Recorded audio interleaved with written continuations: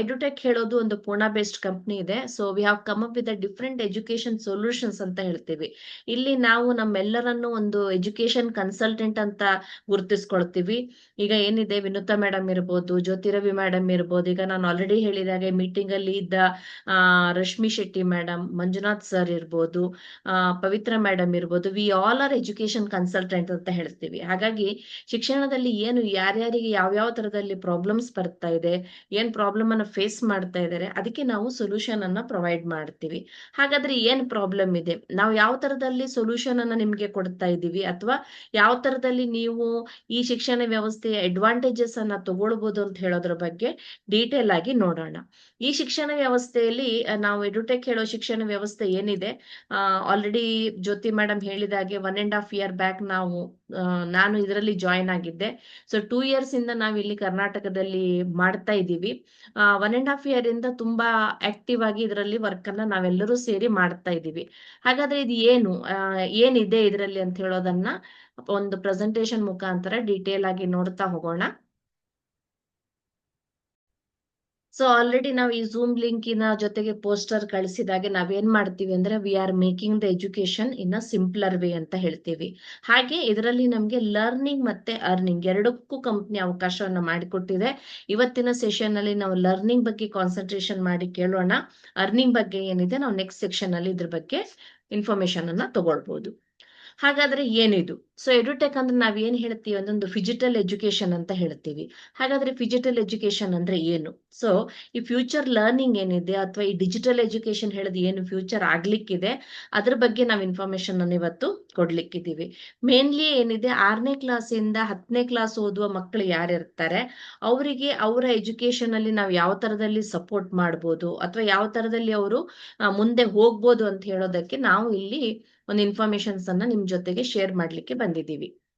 So ಈ vision academy ಅಂತ ಹೇಳುವ ಬ್ಯಾನರ್ ಅನ್ನ ಇನಿಷಿಯಲಿ ಸ್ಟಾರ್ಟ್ ಮಾಡಿದ್ದು ಡಾಕ್ಟರ್ ಸಚಿನ್ ಸರ್ ಮತ್ತೆ ಅಡ್ವೊಕೇಟ್ ರಾಲ್ ಸರ್ ಅಂತ ಹೇಳ್ತೀವಿ. ಇವರ ವೃತ್ತಿಯನ್ನ ನಿರ್ವಹಣೆ ಮಾಡ್ತಾ ಮಾಡ್ತಾ ಒಂದು ಸಮಾಜಕ್ಕೆ ಒಂದು ಒಳ್ಳೇದಾಗುವಂತ ಒಂದು ಕಾರ್ಯಕ್ರಮವನ್ನು ಮಾಡ್ತಾ ಈ ಪ್ಲಾಟ್ಫಾರ್ಮ್ ಅನ್ನು ವಿಷನ್ ಅಕಾಡೆಮಿ ಹೇಳುವ ಬ್ಯಾನರ್ ಅಲ್ಲಿ ನಾವು ಸ್ಟಾರ್ಟ್ ಮಾಡಿದ್ದೇವೆ. ಹಾಗಾದ್ರೆ what is the aim of the company? ನಮ್ದು ಏನಂತಂದ್ರೆ, we are aiming at giving the equal education to all the students. ಈಗ ನೀವು ಇಲ್ಲಿ ಪಿಕ್ಚರ್ ಅಲ್ಲಿ ನೋಡಿರ್ಬೋದು, ಎಲ್ಲ ಮಕ್ಕಳಿಗೂ ಒಂದೇ ತರದ ಎಜುಕೇಶನ್ ಸಿಗ್ತಾ ಇಲ್ಲ. ಮೇ ಬಿ ಅವರ ಪೇರೆಂಟ್ಸ್ ಫೈನಾನ್ಷಿಯಲ್ ಕಂಡೀಷನ್ಸ್ ಇಂದ ಇರ್ಬೋದು, ಅಥವಾ ಅವರು ಯಾವ ಊರಿನಲ್ಲಿ ಓದ್ತಾ ಇರ್ತಾರೆ. ಅಂದ್ರೆ ಒಂದು ಹಳ್ಳಿ ಶಾಲೆಗೂ ದಿಲ್ಲಿ ಶಾಲೆಗೂ ಟೀಚಿಂಗ್ ಅಲ್ಲಿ ಡಿಫ್ರೆನ್ಸಸ್ ಇದೆ. ಹಾಗಾಗಿ which location the students are studying, ಆ ತರದಲ್ಲಿ ಏನಾಗುತ್ತೆ, ಎಲ್ಲ ಮಕ್ಕಳಿಗೂ ಒಂದೇ ತರದ ಎಜುಕೇಶನ್ ಸಿಕ್ಕಲ್ಲ. ಆದ್ರೆ ಫೈನಲ್ ಕ್ವಶನ್ ಪೇಪರ್ ಬಂದು ಮಕ್ಕಳಿಗೆಲ್ಲ ಒಂದೇ ಇರುತ್ತೆ. ಆದ್ರೆ ಇಲ್ಲಿ ನಾವ್ ಏನ್ ಮಾಡ್ತಾ ಇದೀವಿ ಅಂದ್ರೆ, V are working on the task such that all the students will get the equal education ಹೇಳುವ ಕಾನ್ಸೆಪ್ಟ್ ಅಲ್ಲಿ ನಾವು ವರ್ಕ್ ಮಾಡ್ತಾ ಇದ್ದೀವಿ. ಹಾಗಾದ್ರೆ ನಾನು ಹೇಳಿದ ನಾವೆಲ್ಲರೂ ಎಜುಕೇಶನ್ ಕನ್ಸಲ್ಟೆಂಟು, ನಾವು ಸೊಲ್ಯೂಷನ್ ಅನ್ನ ಪ್ರೊವೈಡ್ ಮಾಡ್ತೀವಿ ಅಂತ. ಯಾರ್ಯಾರಿಗೆ ಸೊಲ್ಯೂಷನ್ ಅನ್ನ ಪ್ರೊವೈಡ್ ಮಾಡ್ತೀವಿ? ಈ ಸ್ಕ್ರೀನ್ ಅಲ್ಲಿ ಇರುವ ಪಿಕ್ಚರ್ಸ್ ನೋಡಿದ್ರೆ ನಾನು ಏನು ಎಕ್ಸ್ಪ್ಲೇನ್ ಮಾಡ್ಬೇಕಂತ ಇಲ್ಲ. ಯಾವ ಮಕ್ಕಳು ಸ್ಟಡಿಯಲ್ಲಿ ಪ್ರಾಬ್ಲಮ್ ಅನ್ನ ಫೇಸ್ ಮಾಡ್ತಾ ಇರ್ತಾರೆ, ಅವರು ಮಾರ್ಕ್ಸ್ ಸ್ಕೋರ್ ಮಾಡ್ತಾ ಇಲ್ಲ ಅಂತ ಕ್ಲಾಸ್ ಅಲ್ಲಿ ಮಕ್ಕಳು ಗೇಲಿ ಮಾಡ್ತಾ ಇದ್ದಿರ್ಬೋದು, ಅಥವಾ ಅವ್ರ ಮಾರ್ಕ್ಸ್ ಕಾರ್ಡ್ ಎಲ್ಲ ಬಂದಾಗ ಪೇರೆಂಟ್ಸ್ ಮನೆಯಲ್ಲಿ ಅವರನ್ನ ಬೈತಾ ಇದ್ದಿರ್ಬೋದು, ಅಥವಾ ಟೀಚರ್ ಪಾಠ ಮಾಡಿದ್ ನನಗೆ ಏನು ಅರ್ಥ ಆಗಲ್ಲ ಅಂತೇಳಿ ಒಂದು ಹತಾಶ ಆದ ವಿದ್ಯಾರ್ಥಿ ಇರ್ಬೋದು. ಸೊ ಈ ತರ ಪ್ರಾಬ್ಲಮ್ ಇರುವ ಪ್ರತಿಯೊಂದು ಮಕ್ಕಳಿಗೂ ನಾವೇನ್ ಮಾಡ್ತೀವಿ, ಸೊಲ್ಯೂಷನ್ ಹೇಳೋದನ್ನ ಕೊಡ್ತೀವಿ. ಹಾಗೆ ನಾವಿಲ್ಲಿ ಏನ್ ಹೇಳ್ತೀವಿ ಅಂದ್ರೆ, ಮಕ್ಕಳು ಬೇರೆ ಬೇರೆ ಕನಸನ್ನ ಕಾಣ್ತಾರೆ. ನಾವು ದೊಡ್ಡವನಾದ್ಮೇಲೆ ಇದಾಗ್ಬೇಕು ಅದಾಗ್ಬೇಕು ಅಂತ. ಒಬ್ಬೊಬ್ಬರದು ಕನಸು ಒಂದೊಂದ್ ತರ ಇರತ್ತೆ. ಹಾಗಾದ್ರೆ ಈ ಕನಸನ್ನ ಅವರು ನನ್ಸ್ ಮಾಡ್ಕೊಳ್ಬೇಕು ಅಂತಂದ್ರೆ ಅವರಿಗೆ ಯಾವ ಶಕ್ತಿ ಇರ್ಬೇಕು? ನಾವು ಮಕ್ಕಳನ್ನ ಎಂಪವರ್ ಮಾಡ್ತೀವಿ ಅಂತ ಹೇಳ್ತೇವೆ. ಇಲ್ಲಿ ನಾವು ಮಕ್ಕಳನ್ನ ಏನು ಒಂದು ಜಸ್ಟ್ ಎಜುಕೇಶನ್ ಕೊಡ್ತೀವಿ ಅಂತ ಹೇಳಲ್ಲ. ಒಂದು ಸ್ಟೂಡೆಂಟ್ ಲೆವೆಲ್ ಇಂದಾನೆ ಅವರ ಗೋಲ್ ಏನಿದೆ ಅದನ್ನ ರೀಚ್ ಆಗ್ಲಿಕ್ಕೆ ನಾವು ಮಕ್ಕಳನ್ನ ಎಂಪವರ್ ಮಾಡ್ತೀವಿ ಅಂತ ಹೇಳ್ತೀವಿ. ಈಗ ನೋಡಿರ್ಬೋದು, ಈಗಿನ ನಾನು ಆಲ್ರೆಡಿ ಹೇಳಿದಾಗೆ ಶಿಕ್ಷಣ ವ್ಯವಸ್ಥೆಯಲ್ಲಿ ಏನು ಮಕ್ಕಳ ಮೇಲೆ ನಾವು ಬರ್ಡನ್ ಅನ್ನ ಹಾಕ್ತಾ ಇದ್ದೇವೆ. ಸ್ಕೂಲ್ ಮುಗಿಸ್ತಾರೆ, ಸ್ಕೂಲ್ ಮುಗಿದ ತಕ್ಷಣ ಟ್ಯೂಷನ್ಗೆ ಕಳಿಸ್ತಾರೆ ಮಕ್ಕಳನ್ನ. ಸ್ಕೂಲಿಂದ ಡೈರೆಕ್ಟ್ ಟ್ಯೂಷನ್ಗೆ ಹೋಗ್ತಾರೆ, ಮತ್ತೆ ಮನೆಗೆ ಬರುವಾಗ ತುಂಬಾ ಟಯರ್ಡ್ ಆಗಿರ್ತಾರೆ. ಅಂದ್ರೆ ಬೆಳಿಗ್ಗೆ ಒಂದು 8 ಗಂಟೆಯಿಂದ ಹಿಡಿದು ರಾತ್ರಿ 8-9 ಗಂಟೆ ತನಕ ಅವರು ಸ್ಟಡೀಸ್ ಅಲ್ಲೇ ಇದ್ಬಿಡ್ತಾರೆ. ಅವರಿಗೆ ಒಂದು ಅವರ ಚೈಲ್ಡ್ಹುಡ್ ಏನಿದೆ ಅದನ್ನ ಎಂಜಾಯ್ ಮಾಡ್ಕೊಳ್ಬೇಕು ಅಂದ್ರೂ ಚೈಲ್ಡ್ಹುಡ್ ಅನ್ನ ಎಂಜಾಯ್ ಮಾಡ್ಕೊಳ್ಳುವಂತ ಅವಕಾಶ ಮಕ್ಕಳಿಗೆ ಇರಲ್ಲ. ಹಾಗಾಗಿ ಈ ತರದ್ ಅಲ್ಲದೆ ಅಂದ್ರೆ ಒಂದು ಹಾರ್ಡ್ ವರ್ಕ್ ಮಾಡ್ತಾ ಓದೋದಲ್ಲದೆ ಸ್ಮಾರ್ಟ್ ವರ್ಕ್ ಇಂದ ಯಾವ ತರದಲ್ಲಿ ಮಕ್ಕಳು ಓದ್ಬೋದು, ಹಾಗೆ ಅವರ ಚೈಲ್ಡ್ಹುಡ್ ಅನ್ನ ಎಂಜಾಯ್ ಮಾಡ್ತಾ ಮಾಡ್ತಾ ಯಾವ ತರದಲ್ಲಿ ಓದ್ಬೋದು. ಹಾಗೆ ಇದಕ್ಕೆ ನಾವ್ ಏನ್ ಮಾಡ್ತೀವಿ ಅಂದ್ರೆ ಒಂದು ಸೊಲ್ಯೂಷನ್ ಅನ್ನು ಕೊಡ್ತಾ ಇದ್ದೀವಿ. ಯಾಕಂದ್ರೆ ನೀವೇ ಇಮ್ಯಾಜಿನ್ ಮಾಡಿ, ಒಂದು ಬೆಳಿಗ್ಗೆ 8 ಗಂಟೆಯಿಂದ ರಾತ್ರಿ 8 ಗಂಟೆ ತನಕ ಕಂಟಿನ್ಯೂಸ್ ಅವ್ರ ಪಾಠ ಕೇಳ್ತಾ ಇರ್ತಾರೆ ಅಂದ್ರೆ ಈವ್ನಿಂಗ್ ಆಗುವಾಗ ಏನಾಗತ್ತೆ, ದೇ ಕೆನಾಟ್ ಗ್ರಾಸ್ಪ್ ಎನಿಥಿಂಗ್. ಅಲ್ಲಿ ಟೀಚರ್ ಸುಮ್ನೆ ಪಾಠ ಮಾಡ್ತಾರೆ ಬಿಟ್ರೆ ಅವ್ರ ತಲೆ ಒಳಗೆ ಏನು ಹೋಗಲ್ಲ, ಅವ್ರ ಒಂಥರ ಬ್ಲಾಂಕ್ ಮೈಂಡೆಡ್ ಆಗ್ಬಿಟ್ಟಿರ್ತಾರೆ. ಹಾಗಾಗಿ ಇಲ್ಲಿ ಏನ್ ಮಾಡ್ತೀವಿ ಅಂದ್ರೆ with giving them the break, ಅವರ ಚೈಲ್ಡ್ಹುಡ್ ಅನ್ನ ಎಂಜಾಯ್ ಮಾಡ್ತಾ ಸ್ಮಾರ್ಟ್ ಆಗಿ ಹೇಗೆ ಅವರು ಸ್ಟಡಿ ಮಾಡ್ಬೋದು ಹೇಳೋದಕ್ಕೆ ನಾವಿಲ್ಲಿ ಸೊಲ್ಯೂಷನ್ ಅನ್ನ ಕೊಡ್ತೀವಿ. ಹಾಗೆ ತುಂಬಾ ಜನ ಮಕ್ಳು ಏನಿದೆ, ಈ ಓವರ್ ಪ್ರೆಷರೈಸ್ ಏನ್ ಮಾಡ್ತೀವಿ, ಓವರ್ ಬರ್ಡನ್ ಅನ್ನ ಮಕ್ಳಿಗೆ ಏನ್ ಕೊಡ್ತೀವಿ, ಸ್ಕೂಲು, ಟ್ಯೂಷನ್, ಓದು, ನೀವೊಂದು ಆಟ ಆಡಕ್ ಹೋಗೋದ್ ಬೇಡ, ಒಂದು ಫಂಕ್ಷನ್ಗೆ ಹೋಗೋದ್ ಬೇಡ, ನಿನಗೆ ಸಂಗೀತ ಕಲಿಬೇಕಂತ ಇಂಟ್ರೆಸ್ಟ್ ಇದೀನಿ, ಸಂಗೀತ ಕ್ಲಾಸಿಗೆ ಹೋಗೋದ್ ಬೇಡ, ಕರಾಟೆ ಕ್ಲಾಸಿಗೆ ಹೋಗೋದ್ ಬೇಡ ಅಂತ ಹೇಳಿ ಏನ್ ಮಾಡ್ತೀವಿ, ಸ್ಟಡಿ ಮೇಲೆ ನಾವು ಮಕ್ಕಳನ್ನ ಓವರ್ ಪ್ರೆಷರೈಸ್ ಮಾಡಿದಾಗ ಅವ್ರಿಗೆ ಏನಾಗತ್ತೆ, ಓದೋದೊಂದು ಬರ್ಡನ್ ಅಂತ ಅನ್ಸತ್ತೆ. ಯಾವಾಗ ಅವರಿಗೆ ಸ್ಟಡಿ ಹೇಳೋದು ಬರ್ಡನ್ ಅಂತ ಅನ್ಸತ್ತೋ, they will lose interest in their studies. ಅದೇನಾಗತ್ತೆ, ಇಂಡೈರೆಕ್ಟ್ ಆಗಿ ಅವರೊಂದು ಡಿಪ್ರೆಷನ್ಗೆ ಹೋಗಕ್ಕೆ ಸಹ ಹೆಲ್ಪ್ ಆಗತ್ತೆ. ಆದ್ರೆ ಇಲ್ಲಿ ನಾವೇನ್ ಮಾಡ್ತೀವಿ ಅಂದ್ರೆ ಮಕ್ಕಳು ವಿತ್ ಪ್ಲೆಷರ್, ಖುಷಿ ಖುಷಿಯಿಂದ ನಲಿಕಲಿ ಅಂತ ಹೇಳ್ತೀವಿ, ಖುಷಿ ಖುಷಿಯಾಗಿ ಯಾವ ತರದಲ್ಲಿ ಓದ್ಬೋದು, ಹೇಗೆ ಸ್ಮಾರ್ಟ್ ಆಗಿ ಓದ್ಬೋದು ಅಂತ ಹೇಳೋದಕ್ಕೆ ನಾವಿಲ್ಲಿ ಸೊಲ್ಯೂಷನ್ ಅನ್ನ ಕೊಡ್ತೀವಿ. ಈಗ ಪೇರೆಂಟ್ ಅಂಡ್ ಚೈಲ್ಡ್ ರಿಲೇಷನ್ ಬಂದಾಗ್ಲೂ ಏನಾಗತ್ತೆ ಅಂದ್ರೆ ತುಂಬಾ ಜನ ಪೇರೆಂಟ್ಸ್ ಅವ್ರ ಮಾರ್ಕ್ಸ್ ಕಾರ್ಡ್ ಬಂದಾಗ ಯಾಕೆ ಕಡಿಮೆ ಮಾರ್ಕ್ಸ್ ಬಂತು ಅಂತ ಮಕ್ಕಳನ್ನ ಬೈತೀವಿ, ಅಥವಾ ಮನೆಯಲ್ಲಿ ಒಂದು 5 ನಿಮಿಷ ಅವ್ರನ್ನ ಆಚೆ ಈಚೆ ಹೇಳಕ್ ಬಿಡಲ್ಲ, ಕುತ್ಕೊಂಡು ಓದು ಅಂತ ಅವರನ್ನ ಪ್ರೆಷರೈಸ್ ಮಾಡ್ತೀವಿ. ಹೀಗೆ ನಾವು ಪದೇ ಪದೇ ಮಕ್ಕಳನ್ನ ಬೈತಾ ಇರುವಾಗ ಏನಾಗತ್ತೆ ಅಂದ್ರೆ ಮಕ್ಕಳ ಜೊತೆಗೆ ನಮ್ಮ ರಿಲೇಷನ್ ಏನಿದೆ ಅದು ಸ್ಪಾಯಿಲ್ ಆಗ್ತಾ ಹೋಗುತ್ತೆ, ದೂರ ಆಗ್ತಾ ಹೋಗುತ್ತೆ. ಆ ಒಂದು ತಾಯಿ ಮತ್ತೆ ಮಕ್ಕಳ ಮಧ್ಯದಲ್ಲಿ ಏನೊಂದು ಬಾಂಧವ್ಯ ಇರ್ಬೇಕು, ಆ ಬಾಂಧವ್ಯ ಹೇಳೋದವರಿಗೆ ಲ್ಯಾಕ್ ಆಗ್ತಾ ಹೋಗತ್ತೆ. ಇಲ್ಲಿ ಏನ್ ಮಾಡ್ತೀವಿ ಅಂದ್ರೆ ಒಂದು ಪೇರೆಂಟ್ ಅಂಡ್ ಚೈಲ್ಡ್ ರಿಲೇಷನ್ ಅನ್ನ ಚೆನ್ನಾಗಿ ಹೇಗೆ ಇಡಬೇಕು, ಅಥವಾ ಮಕ್ಕಳ ಸ್ಟಡೀಸ್ ಅಲ್ಲಿ ಪೇರೆಂಟ್ ಹೇಗೆ ಇನ್ವಾಲ್ವ್ ಆಗ್ಬೇಕು ಹೇಳೋದಕ್ಕೆ ಸಹ ನಾವಿಲ್ಲಿ ಒತ್ತನ್ನ ಕೊಡ್ತೀವಿ. ಯಾವಾಗ ಪೇರೆಂಟ್ ಮಕ್ಕಳ ಜೊತೆ ಇನ್ವಾಲ್ವ್ ಆಗ್ತಾರೆ, ಅವರ ಸ್ಟಡೀಸ್ ಅಲ್ಲಿ ಇನ್ವಾಲ್ವ್ ಆಗ್ತಾರೆ, ಮಕ್ಕಳ ಅಕಾಡೆಮಿಕ್ ಇಂಪ್ರೂವ್ ಆಗೋದ್ರ ಜೊತೆಗೆ ಆ ಬಾಂಧವ್ಯ ಏನಿದೆ, ಆ ಪ್ರೀತಿ ವಾತ್ಸಲ್ಯಗಳು ಏನಿದೆ ಅದು ಸಹ ಇಂಪ್ರೂವ್ ಆಗ್ತಾ ಹೋಗುತ್ತೆ. ಇದಕ್ಕೆ ಸಹ ನಾವಿಲ್ಲಿ ಸೊಲ್ಯೂಷನ್ ಅನ್ನ ಕೊಡ್ತೀವಿ. ಹಾಗಾದ್ರೆ ಏನು, ಹೌ ವಿ ಆರ್ ಗಿವಿಂಗ್, ನಮ್ಮ ವಿಷನ್ ಏನಿದೆ, ಇಲ್ಲಿ ನಾವ್ ಏನ್ ಹೇಳ್ತೀವಿ ಅಂದ್ರೆ, ಈಗ ಬೀಯಿಂಗ್ ಅ ಸ್ಕಾಲರ್ ಆಗಿ ನನಗೇನು ಗೊತ್ತಿದೆ, ನನಗ್ ಗೊತ್ತಿದ್ದನ್ನ ನಾನೊಂದು ಹೈಫೈ ಲ್ಯಾಂಗ್ವೇಜ್ ಅಲ್ಲೋ ಅಥವಾ ಒಂದು ಹೈಫೈ ಟರ್ಮ್ಸ್ ಅನ್ನ ಯೂಸ್ ಮಾಡ್ಕೊಂಡು ಅಥವಾ ಎಕ್ದಮ್ ಪ್ರೊಫೆಷನಲ್ ಆಗಿ ನಾನು ಹೇಳ್ತಾ ಹೋದ್ರೆ ಏನಾಗತ್ತೆ ಅಂದ್ರೆ ಆ ಕಡೆ ವ್ಯಕ್ತಿಗೆ ಅರ್ಥ ಆಗಲ್ಲ. ನಮಗೆ ಯಾವಾಗ ಕನೆಕ್ಟಿವಿಟಿ ಬರ್ಬೇಕು ಅಥವಾ ನಾನ್ ಹೇಳಿದ್ದು ಇನ್ನೊಬ್ರಿಗೆ ಕನ್ವೆ ಆಗ್ಬೇಕು ಅಂದ್ರೆ, so I should talk R I should convey in the way such that ನಮ್ಮ ಅದು ಕೇಳ್ತಾ ಇರೋರಿಗೆ ಅದನ್ನ ಅರ್ಥ ಆಗುವಾಗೆ ಇರ್ಬೇಕು. ಹಾಗಾಗಿ ಇಲ್ಲಿ ನಾವ್ ಏನ್ ಮಾಡ್ತೀವಿ ಅಂದ್ರೆ ನಮಗೆ ಏನು ನಾಲೆಜ್ ಇದೆ, ನಮಗೆ ಏನು ಗೊತ್ತಿದೆ, ನಮಗೆ ಬಂದ ಹಾಗೆ ನಾವು ಹೇಳ್ಕೊಡಲ್ಲ. ಪ್ರತಿಯೊಂದು ಏಜಿನ ಮಕ್ಕಳಿಗೆ ನಾವು ಆ ಮಕ್ಕಳ ಏಜಿನ ಲೆವೆಲ್ಗೆ ಹೋಗಿ ನಾವ್ ಯಾವ ತರದಲ್ಲಿ ಅವರಿಗೆ ಸಬ್ಜೆಕ್ಟ್ ಅನ್ನ ಎಕ್ಸ್ಪ್ಲೇನ್ ಮಾಡಿದ್ರೆ ಅವ್ರು ಅರ್ಥ ಮಾಡ್ಕೊಳ್ತಾರೋ ಆ ತರದಲ್ಲಿ ನಾವು ಟೀಚಿಂಗ್ ಅನ್ನ ಮಕ್ಕಳಿಗೆ ಕೊಡ್ತೀವಿ. ಯಾಕಂದ್ರೆ ಸಿಂಪಲ್ ನೋಡ್ಬೋದು, ನಾವು ಒಂದು ಚಿಕ್ಕ ಮಕ್ಕಳ ಹತ್ರ ಮಾತಾಡುವಾಗ ನಮ್ಮ ಬಾಡಿ ಲ್ಯಾಂಗ್ವೇಜ್ ಇರ್ಬೋದು, ನಮ್ಮ ವಾಯ್ಸ್ ಇರ್ಬೋದು ಚೇಂಜ್ ಇರುತ್ತೆ. ನಮ್ಮ ಸಮಾನ ವಯಸ್ಕರ ಹತ್ರ ನಾವು ಬೇರೆ ತರ ಮಾತಾಡ್ತೇವೆ, ಅದೇ ಮನೆಯಲ್ಲಿ ತುಂಬಾ ಹಿರಿಯರ ಹತ್ರ ಬೇರೆ ತರ ಮಾತಾಡ್ತೇವೆ. ಅಥವಾ ಸಮಾಜದಲ್ಲಿ ಒಂದು ಗೌರವಾನ್ವಿತ ವ್ಯಕ್ತಿ ಜೊತೆಗೆ ನಾವು ಭೇಟಿಯಾದಾಗ ನಮ್ಮ ಬಾಡಿ ಲ್ಯಾಂಗ್ವೇಜ್ ಇರ್ಬೋದು, ನಮ್ಮ ಟೋನ್ ಇರ್ಬೋದು, ನಮ್ಮ ಯೂಸ್ ಮಾಡುವ ವರ್ಡಿಂಗ್ ಇರ್ಬೋದು ಚೇಂಜ್ ಇರುತ್ತೆ. ಯಾಕೆ ನಾವ್ ಎಲ್ಲರ ಹತ್ರ ಒಂದೇ ತರ ಮಾತಾಡಲ್ಲ? ನಾನು ಯಾರ ಹತ್ರ ಹೇಗೆ ಮಾತಾಡಿದ್ರೆ ನನಗೆ ಕನೆಕ್ಟಿವಿಟಿ ಸಿಗುತ್ತೋ ಹಾಗೆ ಮಾತಾಡ್ತೀವಿ. ನಾವು ಅದನ್ನೇ ಏನು ಮಾಡಿದೀವಿ ಇಲ್ಲಿ ಸ್ಟಡೀಸ್ ಅಲ್ಲಿ ಸಹ ಅಪ್ಲೈ ಮಾಡಿದೀವಿ. ಹಾಗಾದ್ರೆ ಈ ಐಡಿಯಾ ಎಲ್ಲ ತಗೊಂಡ್ ಬಂದಿದ್ಯಾರು, ನೀಲೇಶ್ ಖೇಡೇಕರ್ ಸರ್ ಅಂತ ಹೇಳ್ತೀವಿ. He is by profession, he is also engineer. ನಂತರದಲ್ಲಿ ಅವರು MBA ಅನ್ನು ಸಹ ಮಾಡಿದಾಗ ಅವರು ಸಮಾಜದಲ್ಲಿ ನೋಡ್ತಾ ಇರುವಾಗ ಅನ್ನಿಸ್ತು, ಈ ಶಿಕ್ಷಣ ವ್ಯವಸ್ಥೆಯಲ್ಲಿ ತುಂಬಾ ಜನ ಮಕ್ಕಳು ಪ್ರಾಬ್ಲಮ್ ಅನ್ನ ಫೇಸ್ ಮಾಡ್ತಾ ಇದ್ದಾರೆ. ತುಂಬಾ ಜನ ಮಕ್ಕಳಿಗೆ ಪ್ರೆಷರ್ ಆಗ್ತಾ ಇದೆ, ಮಕ್ಕಳು ಎಜುಕೇಶನ್ ಅಲ್ಲಿ ಒಂದು ಇಂಟ್ರೆಸ್ಟ್ ಅನ್ನ ಕಳ್ಕೊಳ್ತಾ ಇದ್ದಾರೆ, ಜಸ್ಟ್ ಮಾರ್ಕ್ಸ್ ಸ್ಕೋರ್ ಮಾಡಕ್ಕೆ ಓದ್ತಾ ಇದ್ದಾರೆ ಬಿಟ್ರೆ ಸಬ್ಜೆಕ್ಟ್ ಅನ್ನ ತಿಳ್ಕೊಳ್ಬೇಕು ಅಂತ ಹೇಳುವುದು ಏನಿದೆ ಇದೇನಿದೆ ಮಕ್ಕಳಲ್ಲಿ ಕಡಿಮೆ ಆಗ್ತದೆ. ಈವನ್ ಆಫ್ ಕೋರ್ಸ್ ಪೇರೆಂಟ್ ಅಲ್ಲೂ ಸಹ ಅದು ಕಡಿಮೆ ಆಗ್ತಾ ಇದೆ. ಮಕ್ಕಳಿಗೆ ಮಾರ್ಕ್ಸ್ ಬಂದ್ರೆ ಸಾಕು ಅಂತೇಳಿ ಇದನ್ನ ನಾನು ಚೇಂಜ್ ಮಾಡ್ಬೇಕು. ಇದನ್ನ ಚೇಂಜ್ ಮಾಡದಿದ್ರೆ ಏನಾಗತ್ತೆ ಅಂದ್ರೆ ಫ್ಯೂಚರ್ ಅಲ್ಲಿ ಪ್ರಾಬ್ಲಮ್ ಬರುತ್ತೆ. ಈಗ ನಮ್ಗೆಲ್ಲರಿಗೂ ಗೊತ್ತಿದೆ, ಈಗ AI ಅಂತ ಏನು ಬಂದಿದೆ, ಈ AI ಟೆಕ್ನಾಲಜಿ ದಿನ ದಿನ ಜಾಸ್ತಿ ಆಗ್ತಾ ಹೋದಾಗೆ ಮನುಷ್ಯರನ್ನ AI ರಿಪ್ಲೇಸ್ ಮಾಡ್ತಾ ಹೋಗತ್ತೆ. ಹಾಗೆ ಫ್ಯೂಚರಲ್ಲಿ ಏನಾಗತ್ತೆ, ನಮಗೆ ಜಾಬ್ ಸಿಗೋದು ಸಹ ಕಷ್ಟ ಆಗತ್ತೆ. ಅಂದ್ರೆ ನಾನು ಕ್ಯಾಶುವಲ್ ಆಗಿ ನಾರ್ಮಲ್ ಲೆವೆಲ್ ಅಲ್ಲಿ ನಾಲೆಜ್ ತಗೊಂಡು ನಾರ್ಮಲ್ ಲೆವೆಲ್ ಅಲ್ಲಿ ನಾನು ಸ್ಟಡಿ ಮಾಡಿದ್ರೆ ನಮಗೆ ಅವಕಾಶಗಳು ಸಿಗುವ ಸಾಧ್ಯತೆಗಳು ತುಂಬಾ ಕಡಿಮೆ. So when I prove that I am an extraordinary, I have some, ನನಗೇನೋ ಒಂದು ಹೊಸ ತರದ ನಾಲೆಜ್ ಇದೆ, ನಾನು ಒಂದು ಇನೋವೇಟಿವ್ ಆಗಿ ಥಿಂಕ್ ಮಾಡ್ತೇನೆ, ನನ್ನಲ್ಲಿ ಒಂದು ಕ್ರಿಯೇಟಿವಿಟಿ ಇದೆ ಅಂದ್ರೆ ಮಾತ್ರ ಫ್ಯೂಚರ್ ಅಲ್ಲಿ ಜಾಬ್ ಸಿಗತ್ತೆ. ಬಿಟ್ರೆ ಇಲ್ಲದಿದ್ರೆ AI ಬಂದ್ಮೇಲೆ ಏನೂ ಸಿಕ್ಕಲ್ಲ. ಈಗ ನೋಡ್ತೀವಿ, ನೀವು ಫೇಸ್ಬುಕ್ ಅಲ್ಲಿ ವಾಟ್ಸಪ್ ಅಲ್ಲಿ ನೋಡೋದು, ಎಷ್ಟೋ ವಿಡಿಯೋಗಳು ಬರುತ್ತೆ, AI ವಿಡಿಯೋಗಳು, ಮನುಷ್ಯರಲ್ಲ ಅದು AI ವಿಡಿಯೋಗಳು. ಫ್ಯೂಚರ್ ಅಲ್ಲಿ ಸಿಂಪಲ್ ಎಕ್ಸಾಂಪಲ್ ತಗೊಂಡ್ರೆ, ಒಂದು ಮೂವಿಯನ್ನ ಮಾಡ್ಬೇಕಂದ್ರೆ ಹೀರೋ ಹೀರೋಯಿನ್ ಬೇಡವೇ ಬೇಡ, ಆ ಪ್ರೊಡಕ್ಷನ್ ಯೂನಿಟ್ ಬೇಡ, ಒಂದು ಲೈಟ್ ಬಾಯ್ ಬೇಡ, ಅವ್ರಿಗೆ ಅಲ್ಲಿ ವರ್ಕ್ ಮಾಡೋರು ಬೇಡ, ಯಾರೂ ಬೇಡ, ಸಿಸ್ಟಮ್ ಅಲ್ಲಿ ಮಾಡ್ತಾರೆ. ಎಷ್ಟು ಜನರ ಜಾಬ್ ಅಲ್ಲಿ ಹೋಗತ್ತೆ ಅಲ್ವಾ? ಹಾಗೆ ಒಂದು ಪೋಸ್ಟರ್ ಡಿಸೈನ್ ಮಾಡ್ಬೇಕು, ಒಂದು DTP ವರ್ಕ್ ಮಾಡ್ಬೇಕಂದ್ರೆ ನಾವು ನೆಟ್ ಸೆಂಟ್ರಿಗೆ ಹೋಗಿ DTP ಅವ್ರ ಹತ್ರ ಮಾಡಿಸ್ಬೇಕಂತ ಇಲ್ಲ, ಚಾರ್ಜ್ GPT ಅಲ್ಲಿ ಕೇಳಿದ್ರೆ ಅದು ರೆಡಿ ಮಾಡಿ ಕೊಡತ್ತೆ. ಹಾಗಾದ್ರೆ ಏನ್ ಮಾಡ್ತಾರೆ, ಇದು DTP ವರ್ಕ್ ಕಲ್ತವ್ರು ಏನಾಗ್ತಾರೆ? ಹಾಗೆ ಏನಾಗಿದೆ, ನಮ್ಮಲ್ಲಿ ಒಂದು ಕ್ರಿಯೇಟಿವಿಟಿ, ಟ್ಯಾಲೆಂಟ್, ಇನೋವೇಟಿವ್ ಥಿಂಕಿಂಗ್ ಇದ್ರೆ ಮಾತ್ರ ನಮ್ಗೆ ಫ್ಯೂಚರ್ ಅಲ್ಲಿ ಗೆಟ್ ಆನ್ ಆಗತ್ತೆ. ಬಿಟ್ರೆ ಇಲ್ಲದಿದ್ರೆ AI ನಮ್ಗೆ ತುಂಬಾ ಟಫ್ ಕಾಂಪಿಟೇಷನ್ ಅನ್ನ ಕೊಡ್ಲಿಕ್ಕಿದೆ. ಸೊ ಈ ನಿಟ್ಟಿನಲ್ಲಿ ನಾವ್ ಏನ್ ಮಾಡಿದೀವಿ, ಕಾನ್ಸೆಪ್ಟ್ ಲರ್ನಿಂಗ್ ಅಂತ ಹೇಳುವ ಏನು ಒಂದು ಶಿಕ್ಷಣ ವ್ಯವಸ್ಥೆಯನ್ನು ಕಂಪ್ನಿ ತಗೊಂಡ್ ಬಂದಿದೆ. ಈ ಕಂಪ್ನಿಗೆ ಒಂದು ನ್ಯಾಷನಲ್ ಲೆವೆಲ್ ಅಲ್ಲಿ ಅವಾರ್ಡ್ ಸಹ ಸಿಕ್ಕಿದೆ. ಹಾಗೆ ಈ ಒಂದು ಶಿಕ್ಷಣ ವ್ಯವಸ್ಥೆ, ನೂತನ ಶಿಕ್ಷಣ ವ್ಯವಸ್ಥೆ, ಫ್ಯೂಚರ್ ಏನು ನಮ್ಗೆ ಎಜುಕೇಶನ್ ಬರ್ಲಿಕ್ಕಿದೆ, ಅದಕ್ಕೆ ನಾವು ಇವತ್ತಿಂದನೇ ಏನು ಬುನಾದಿ ಹಾಕಿ ಇದನ್ನು ಸ್ಟಾರ್ಟ್ ಮಾಡ್ಬೇಕು ಅಂತ ಅನ್ಕೊಂಡ್ರು. ಕಂಪ್ನಿಯನ್ನ ಇನಾಗ್ರೇಟ್ ಮಾಡಿದ್ದು ಪ್ರತಿಭಾ ಪಾಟೀಲ್ ಮೇಡಮ್ ಅವರು. ರಾಷ್ಟ್ರಪತಿಯಾಗಿದ್ದಾಗ ಅವರೇ ಖುದ್ದಾಗಿ ಬಂದು ಈ ಕಂಪ್ನಿಯನ್ನ ಓಪನಿಂಗ್ ಮಾಡಿದ್ದಾರೆ. ಯಾಕಂದ್ರೆ ಈ ತರದ ಎಜುಕೇಶನ್ ಅವಶ್ಯಕತೆ ನಮ್ಮ ಫ್ಯೂಚರ್ ಜನಕ್ಕೆ ತುಂಬಾ ಇದೆ ಅಂತ ಹೇಳುವ ನಿಟ್ಟಿನಲ್ಲಿ. ಹಾಗಾದ್ರೆ ನಾವ್ ಇಲ್ಲಿ ಯಾವ ತರದಲ್ಲಿ ಎಜುಕೇಶನ್ ಅನ್ನ ಕೊಡ್ತೇವೆ? ಇಲ್ಲಿ ಏನಿದೆ, ನಮ್ಮಲ್ಲಿ ಒಂದು ಟೀಮ್ ಆಫ್ ಎಕ್ಸ್ಪರ್ಟ್ಸ್ ಇದ್ದಾರೆ. ಚೈಲ್ಡ್ ಸೈಕಾಲಜಿಸ್ಟ್ ಇರ್ಬೋದು, ಸ್ಟೂಡೆಂಟ್ ಸೈಕಾಲಜಿಸ್ಟ್ ಇರ್ಬೋದು, ಪೇರೆಂಟ್ ಅನ್ನ ಕೌನ್ಸಿಲಿಂಗ್ ಮಾಡೋರು ಇರ್ಬೋದು, ಒಂದು ಎಜುಕೇಶನಿಸ್ಟ್ ಇರ್ಬೋದು.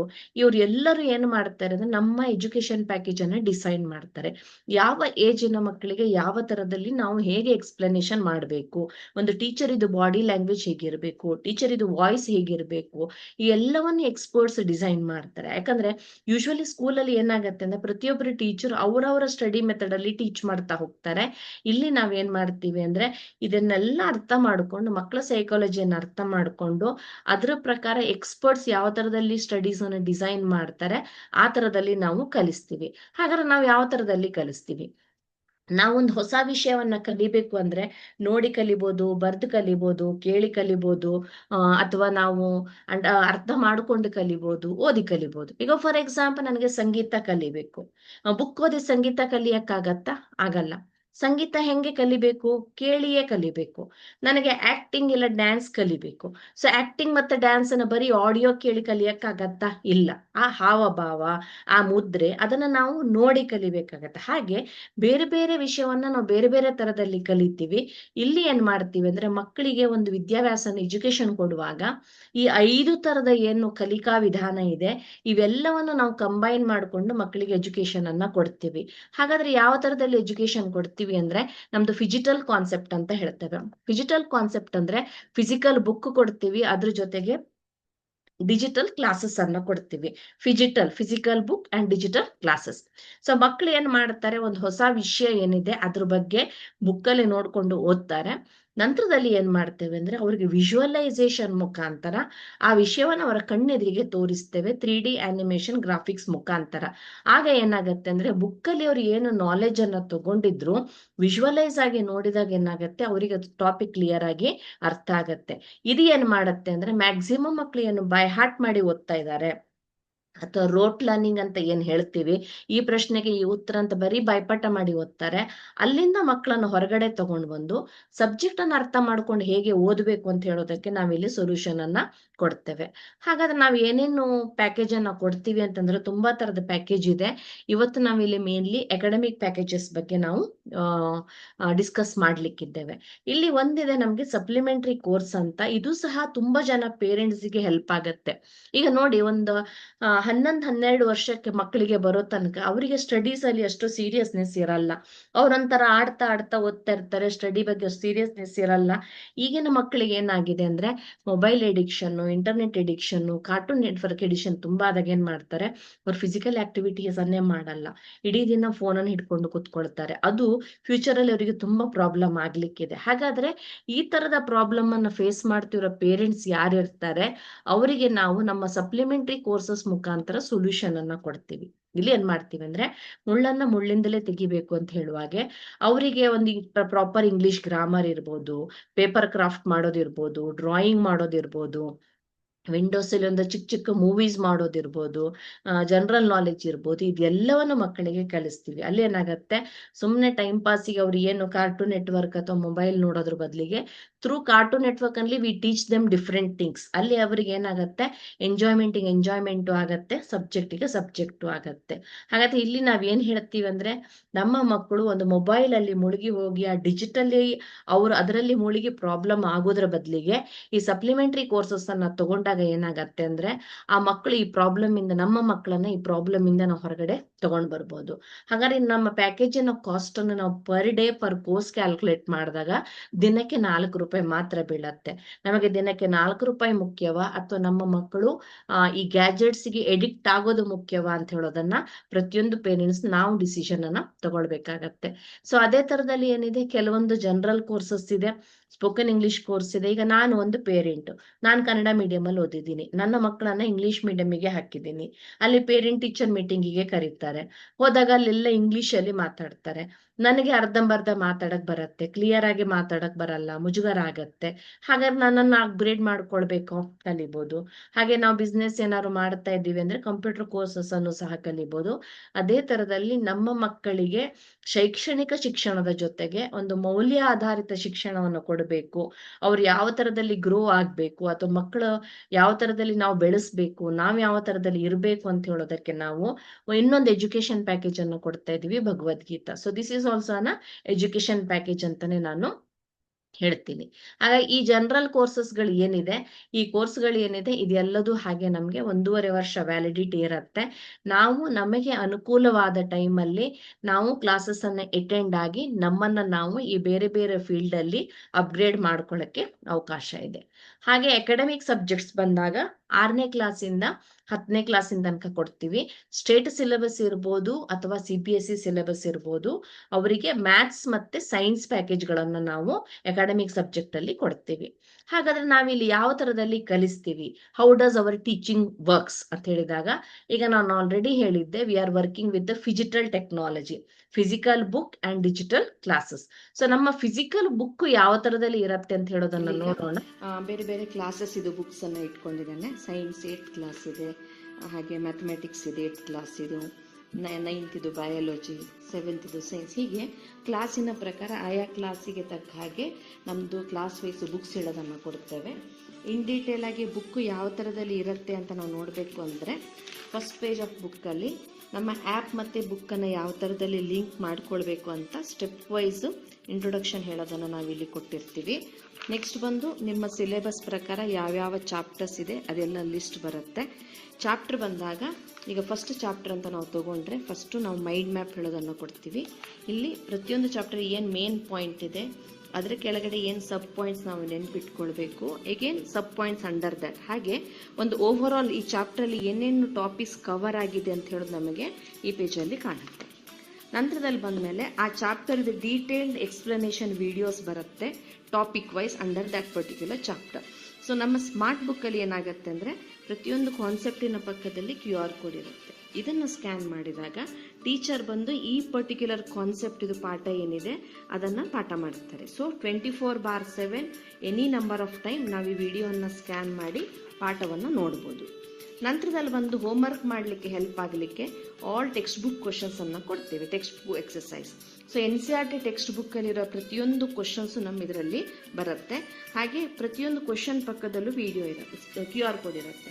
ಇದನ್ನು ಸ್ಕ್ಯಾನ್ ಮಾಡಿದಾಗ ಈಗೇನು ಟೀಚರ್ ಬಂದು ಈ ಪ್ರಶ್ನೆಗೆ ಯಾವ ಥರದಲ್ಲಿ ಉತ್ತರ ಬರೀಬೇಕು ಅಂತ ಹೇಳೋದಕ್ಕೆ ನಮಗೆ ಗೈಡ್ ಮಾಡುತ್ತಾರೆ. ಹಾಗೆ ಟೆಕ್ಸ್ಟ್ ಬುಕ್ಕಿನ ಎಲ್ಲ ಕ್ವಶನ್ಸ್ ಕಂಪ್ಲೀಟ್ ಆದಮೇಲೆ ಎಡಿಷ್ನಲ್ ಕ್ವಶನ್ಸ್ ಹೇಳೋದನ್ನು ಕೊಡ್ತೇವೆ.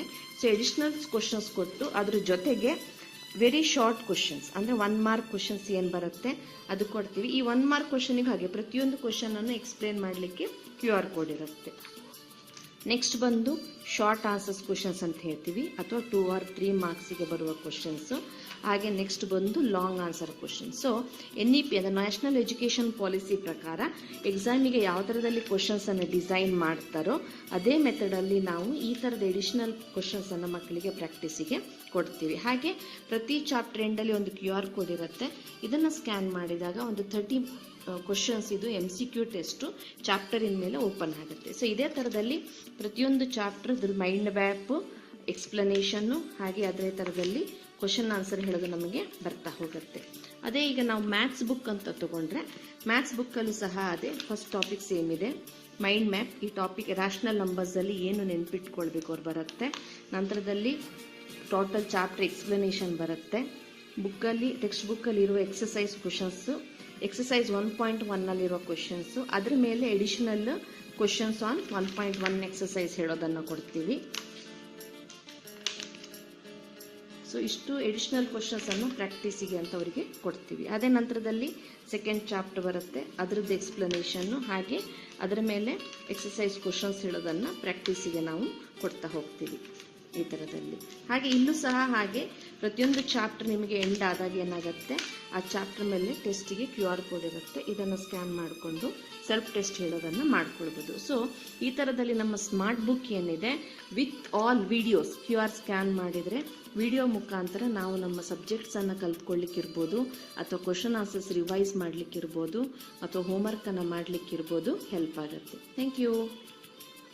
ಇಲ್ಲೀಗ ನೋಡಿದ್ವಿ ಅಲ್ವಾ? ಸೊ ನಮ್ಮ ಫಿಸಿಕಲ್ ಬುಕ್ ಯಾವ ತರದಲ್ಲಿ ವರ್ಕ್ ಆಗತ್ತೆ ಅಂತ ನೋಡಿದ್ವಿ. ಈಗ ಅದೇ ತರದಲ್ಲಿ ನಮ್ಮ ಆಪ್ ನಾವೇನಿದೆ ಡಿಜಿಟಲ್ ಕ್ಲಾಸಸ್ ಅಥವಾ ನಮ್ಮ ಆಪ್ ಏನಿದೆ ಯಾವ ತರದಲ್ಲಿ ವರ್ಕ್ ಆಗತ್ತೆ ಅಂತ ಹೇಳೋದನ್ನ ನೋಡೋಣ.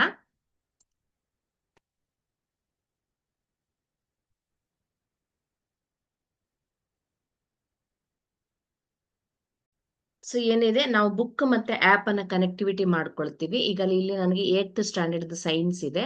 ವಿತ್ ಬುಕ್ ಓದ್ಬೋದು, ವಿದೌಟ್ ಬುಕ್ ಸಹ ಓದ್ಬೋದು. ಈಗ ನಾನು ಸೈನ್ಸ್ ಅಂತ ಸೆಲೆಕ್ಟ್ ಮಾಡ್ಕೊಂಡಾಗ ಸೈನ್ಸ್ ಅಲ್ಲಿ ಇರುವ ಚಾಪ್ಟರ್ಸ್ ಎಲ್ಲದು ಬರುತ್ತೆ. ಸೊ ಯಾವ ಚಾಪ್ಟರ್ ಬೇಕೋ ಆ ಚಾಪ್ಟರ್ನ ನಾವು ಸೆಲೆಕ್ಟ್ ಮಾಡ್ಕೊಳ್ತೀವಿ. ಸೆಲೆಕ್ಟ್ ಮಾಡ್ಕೊಂಡಾಗ ಆ ಚಾಪ್ಟರ್ ಮೇಲೆ ಏನೇನ್ ಎಕ್ಸ್ಪ್ಲನೇಷನ್ ನಮ್ಗೆ ಇದೆ ಪ್ರತಿಯೊಂದು ಎಕ್ಸ್ಪ್ಲನೇಷನ್ ಹೇಳೋದು ಬರ್ತಾ ಹೋಗುತ್ತೆ. ಯಾವ ಟಾಪಿಕ್ ಅನ್ನ ನಾವಿಲ್ಲಿ ಸೆಲೆಕ್ಟ್ ಮಾಡ್ತೀವಿ, ಸೆಲೆಕ್ಟ್ ಮಾಡಿದಾಗ ಏನಾಗುತ್ತೆ, ಇಮಿಡಿಯೇಟ್ ಟೀಚರ್ ಬಂದು ಆ ಟಾಪಿಕ್ ಬಗ್ಗೆ ಪಾಠವನ್ನ ಮಾಡ್ತಾರೆ. Water under pressure passes through the main pipe with the help of a pump, and it escapes through the rotating nozzles. So when it escapes, the nozzles spread the water in all the direction, something like this, right? So you see the nozzle is rotating and sprinkling water everywhere, and this is useful for sandy soils, as we discussed. Then we have something called as the drip irrigation system. In this system, the water falls drop by drop exactly at the position of the roots. So it is carefully positioned, you can see over here, right? So drop by drop it is going to fall on the roots. So ಈ ತರದಲ್ಲಿ visualisation ಮಾಡಿ topic ಅನ್ನ explain ಮಾಡ್ತೀವಿ. ನಂತರದಲ್ಲಿ already ನಾನು book explanation ಇದ್ದಾಗ text book questions ಎಲ್ಲ ಬರುತ್ತೆ. ಅದರ ನಂತರದಲ್ಲಿ ಎಡಿಷನಲ್ ಕ್ವಶನ್ಸ್ ಬರುತ್ತೆ, ಹಾಗೆ ಶಾರ್ಟ್ ಆನ್ಸರ್ಸ್, ಲಾಂಗ್ ಆನ್ಸರ್. ಇಲ್ಲಿ ನಾವ್ ಯಾವುದೇ ಒಂದು ಕ್ವಶನ್ ಅನ್ನ ಅಲ್ಲಿ ಸ್ಕ್ಯಾನ್ ಮಾಡ್ಬೋದು, ಅಥವಾ ಇಲ್ಲಿ ಡೈರೆಕ್ಟ್ ಆಗಿ ಒಂದು ಕ್ವಶನ್ ಅನ್ನ ಸೆಲೆಕ್ಟ್ ಮಾಡ್ಬೋದು. ಸೆಲೆಕ್ಟ್ ಮಾಡಿದಾಗ ಟೀಚರ್ ಬಂದು ಆ ಪ್ರಶ್ನೆಗೆ ಉತ್ತರ ಹೇಗೆ Now this ploughing is also called as loosening and turning of soil. Now what is the importance? Why is it always done before the seeds are sown? That is because loosening and turning of the soil can be useful in many ways. Let's see what ways can they be useful for. So while the soil is being loosened and turned, the roots can penetrate deep into the soil and right down. ಅವ್ರಿಗೆ guest ಇದಾರಂತೆ madam mute ಮಾಡಿ. ನಾಳೆ ಹೋಗೋಣ ಬಾಮ. Okay, so ಇಲ್ಲಿ ನೋಡಿ ಪ್ರತಿಯೊಂದು ಪ್ರಶ್ನೆಗೂ ಉತ್ತರವನ್ನು explain ಮಾಡುವಾಗ ಜಸ್ಟ್ ಈ ಪ್ರಶ್ನೆಗೆ ಉತ್ತರ ಅಂತ ಹೇಳಲ್ಲ, ಟೀಚರ್ ವಿಜುವಲೈಸೇಷನ್ ಮುಖಾಂತರ ಎಕ್ಸ್ಪ್ಲನೇಷನ್ ಮಾಡ್ತಾ ಮಾಡ್ತಾ ಉತ್ತರವನ್ನ ಹೇಳ್ತಾ ಹೋಗ್ತಾರೆ. ಎಟ್ ದ ಎಂಡ್ ಏನಾಗತ್ತೆ, ಟೋಟಲ್ ಅದ ಆನ್ಸರ್ ಏನಿದೆ ಇಲ್ಲಿ ನಮ್ಗೆ ಸ್ಕ್ರೀನ್ ಅಲ್ಲಿ ಕಾಣುತ್ತೆ. ಈಗ ಪಾಸ್ ಮಾಡ್ಕೊಂಡು ಮಕ್ಕಳು ಹೋಮ್ವರ್ಕ್ ಅನ್ನ ಮಾಡ್ಬೋದು, ಅಥವಾ ಅವ್ರ ವರ್ಕ್ ಬುಕ್ ಅಲ್ಲಿ ಬರಿಬೇಕು ಅಂದ್ರೂ ಬರ್ಕೊಳ್ಬಹುದು. ಇಲ್ಲಿ ನಮ್ಗೆ ಅರ್ಥ ಆಗಿಲ್ಲ, ಆನ್ಸರ್ ಅರ್ಥ ಆಗಿಲ್ಲ ಅಂದ್ರೆ ಮತ್ತೆ ಈ ತರದಲ್ಲಿ ರಿವೈಂಡ್ ಮಾಡಿಕೊಂಡು ಮತ್ತೆ play Before the seeds are sown. Listen. That is because ಹಾಗೆ ಯಾವುದೇ ಕ್ವಶನ್ಗೆ ಆನ್ಸರ್ ಏನಿದೆ ನಾವಿಲ್ಲಿ ಸೆಲೆಕ್ಟ್ ಮಾಡಿದಾಗ ಈ ಪ್ರಶ್ನೆಗೆ ಈ ಉತ್ತರ ಅಂತ ನಾವು ಡಿಕ್ಟೇಟ್ ಮಾಡಲ್ಲ. ನಾನು ಆಲ್ರೆಡಿ ಹೇಳಿದಾಗೆ ಕಾನ್ಸೆಪ್ಟ್ ಲರ್ನಿಂಗ್ ಬೈ ಹಾರ್ಟ್ ಮಾಡೋದ್ರಿಂದ ಹೊರಗಡೆ ಹೇಗೆ ತಗೊಂಡ್ ಬರ್ಬೇಕು ಅಂದ್ರೆ, ಈ ಪ್ರಶ್ನೆಗೆ ಯಾಕೆ ಇದೆ ಉತ್ತರ, ಈ ಪ್ರಶ್ನೆಗೆ ಉತ್ತರ ಬರಿಬೇಕಂದ್ರೆ ನನಗೆ ಏನು ಗೊತ್ತಿರ್ಬೇಕಾಗಿತ್ತು, ಅದನ್ನ ನಾವು ಡೀಟೇಲ್ ಆಗಿ ಎಕ್ಸ್ಪ್ಲನೇಷನ್ ಕೊಡ್ತಾ ಹೋಗ್ತೀವಿ. ಅದೇ ತರದಲ್ಲಿ ಪ್ರತಿ ಚಾಪ್ಟರ್ ಎಂಡ್ ಅಲ್ಲಿ ನಾನು ಆ ಬುಕ್ ಅಲ್ಲಿ ಹೇಳಿದಾಗೆ ಒಂದು ಟೆಸ್ಟ್ ಕ್ವಶನ್ಸ್ ಬರುತ್ತೆ. ಈ 30 ಮಾರ್ಕ್ಸ್ ಇದು ಟೆಸ್ಟ್ ಸ್ಟೂಡೆಂಟ್ ಓನ್ ಆಗಿ ಆದ್ರೂ ಬರಿಬಹುದು, ಅಥವಾ ಬೀಂಗ್ ಅ ಪೇರೆಂಟ್ ನಾವು ಪಕ್ಕದಲ್ಲಿ ಕುತ್ಕೊಂಡು ಮಕ್ಕಳನ್ನ ಟೆಸ್ಟ್ ಅನ್ನ ಬರ್ಸ್ಬೋದು. ಅವರು ಟೆಸ್ಟ್ ಬರೆದ ನಂತರ ಏನಾಗುತ್ತೆ, ನಮ್ಗೆ ಇಮಿಡಿಯೇಟ್ ಇಲ್ಲಿ ಟೆಸ್ಟ್ ಇದು ರಿಪೋರ್ಟ್ ಹೇಳೋದು ಬರುತ್ತೆ. ಸೊ ರಿಪೋರ್ಟ್ ಅಲ್ಲಿ ಆ ಟೆಸ್ಟ್ ಅಲ್ಲಿ ಮಕ್ಕಳು ಎಷ್ಟು ಆನ್ಸರ್ಸ್ ಕರೆಕ್ಟ್ ಬರ್ದಿದ್ದಾರೆ, ಎಷ್ಟು ಆನ್ಸರ್ಸ್ ರಾಂಗ್ ಬರ್ದಿದ್ದಾರೆ, ಎಷ್ಟು ಸ್ಕಿಪ್ ಮಾಡಿದ್ದಾರೆ ಅಂತ ಹೇಳೋದು ಬರುತ್ತೆ. ಇಲ್ಲಿ ನೋಡಿ, ಯಾವ ಕ್ವಶನ್ಸ್ ಗೆ ರೈಟ್ ಆನ್ಸರ್ಸ್ ಬರ್ದಿದ್ದಾರೆ ಗ್ರೀನ್ ಟಿಕ್ ಬರುತ್ತೆ, ಯಾವ ಕ್ವಶನ್ಸ್ ಗೆ ರಾಂಗ್ ಆನ್ಸರ್ಸ್ ಬರ್ದಿದಾರೋ ನಾವ್ ಏನ್ ಆನ್ಸರ್ ಕೊಟ್ಟಿದೀವಿ, ಕರೆಕ್ಟ್ ಆನ್ಸರ್ ಏನಂತ ಇಲ್ಲಿ ಕೊಡ್ತೀವಿ. ಅದ್ರ ಜೊತೆಗೆ ಪ್ರತಿ ರಾಂಗ್ ಆನ್ಸರ್ಗೆ ಒಂದು ವ್ಯೂ ಬಟನ್ ಇದೆ. ಸೊ ಈ ಪ್ರಶ್ನೆಗೆ ನಾನು ತಪ್ಪುತ್ತರ ಬರ್ದಿದ್ದೀನಿ ಅಂದ್ರೆ ಅದರ ಅರ್ಥ ನನಗೆ ಈ ಇದೇನಿದೆ ಕ್ವಶನ್ ಏನಿದೆ ನೀಟಾಗಿ ನನಗೆ ಅರ್ಥ ಆಗಿಲ್ಲ. ಹಾಗಾಗಿ ಏನ್ ಮಾಡ್ಬೇಕು, ಈ ಜಸ್ಟ್ ವ್ಯೂ ಬಟನ್ ಮೇಲೆ ಕ್ಲಿಕ್ ಮಾಡಿದ್ರೆ ಟೀಚರ್ ಬಂದು ಆ ಕಾನ್ಸೆಪ್ಟ್ ಅನ್ನ ಎಕ್ಸ್ಪ್ಲನೇಷನ್ ಮಾಡ್ತಾರೆ.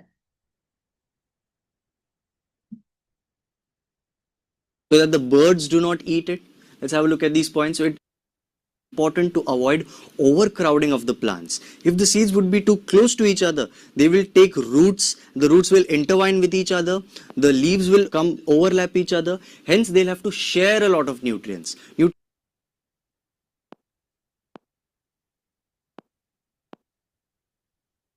ಸೊ ಈ ತರದಲ್ಲಿ ಯಾವ ಕ್ವಶನ್ಗೆ ರಾಂಗ್ ಆನ್ಸರ್ಸ್ ಬರ್ದಿರ್ತಾರೆ, ಜಸ್ಟ್ ಅದನ್ನ ವ್ಯೂ ಕ್ಲಿಕ್ ಮಾಡಿದಾಗ ಟೀಚರ್ ಬಂದು ಆ ಕಾನ್ಸೆಪ್ಟ್ ಏನಿದೆ ಅದನ್ನ ಎಕ್ಸ್ಪ್ಲನೇಷನ್ ಅನ್ನು ಕೊಡ್ತಾರೆ.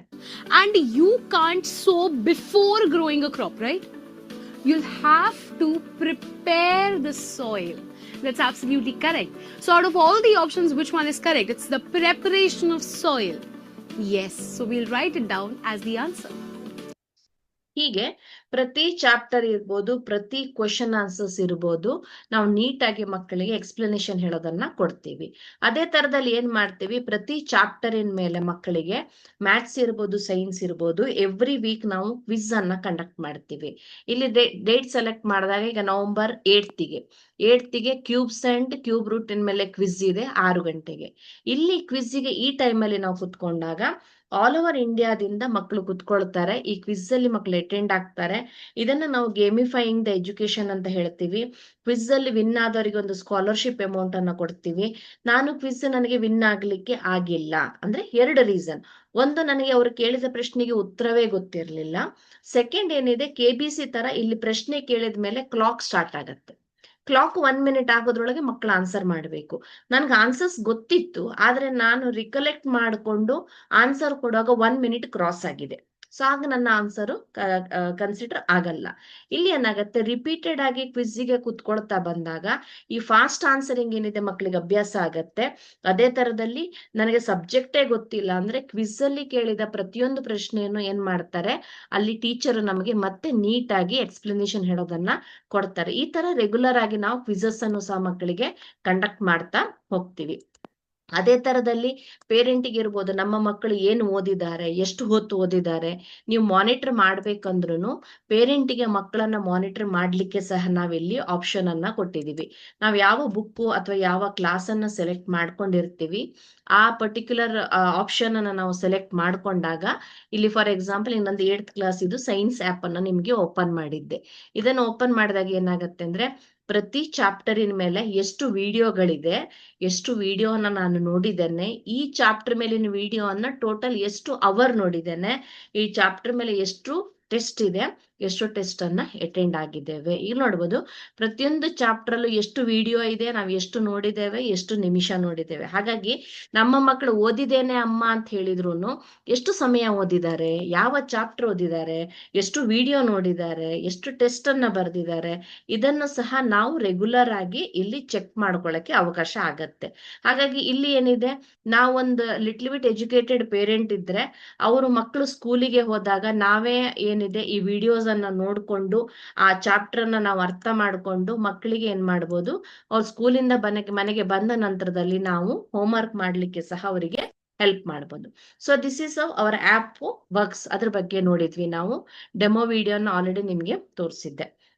ಇಲ್ಲಿ ನಾವೇನ್ ಹೇಳ್ತೀವಿ ಅಂದ್ರೆ, ನಮ್ಮ ಟೀಚಿಂಗ್ ಮೆಥಡ್ ಏನಿದೆ ಸ್ಟೂಡೆಂಟ್ ಓರಿಯೆಂಟೆಡ್ ಟೀಚಿಂಗ್ ಅಂತ ಹೇಳ್ತೀವಿ, ಅಥವಾ ಐ ಲೆವೆಲ್ ಟೀಚಿಂಗ್ ಅಂತ ಹೇಳ್ತೀವಿ. ಯಾಕೆ ಅಂದ್ರೆ ಇಲ್ಲಿ ನೋಡಿ, ನಾನ್ ಸಡನ್ ಕುತ್ಕೊಂಡೆ, ನನಗೆ 4ನೇ ಚಾಪ್ಟರ್ ಡೌಟ್ ಬಂತು, 4ನೇ ಚಾಪ್ಟರ್ ಓಪನ್ ಮಾಡಿ ಸ್ಕ್ಯಾನ್ ಮಾಡಿ ಟೀಚರ್ ಬಂದು ಪಾಠ ಮಾಡ್ತಾರೆ. ನನಗೆ 15ನೇ ಚಾಪ್ಟರ್ ಡೌಟ್ ಬಂತು, 15ನೇ ಚಾಪ್ಟರ್ ಓಪನ್ ಮಾಡಿ ಟೀಚರ್ ಬಂದು ಪಾಠ ಮಾಡ್ತಾರೆ.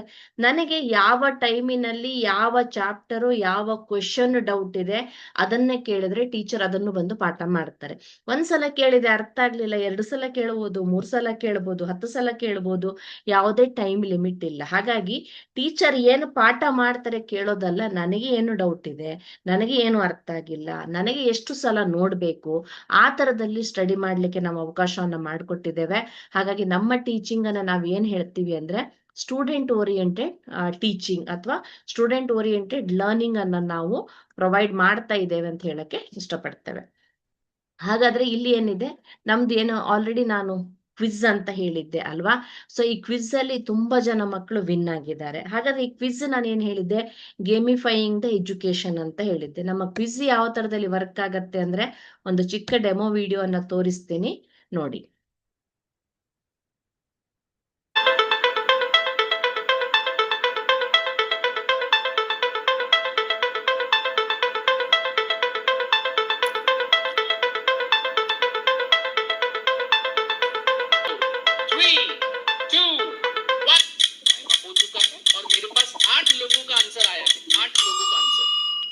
जिसमें है अर्नब वापस आंसर नहीं दे पाया, प्रणब और क्षितिज।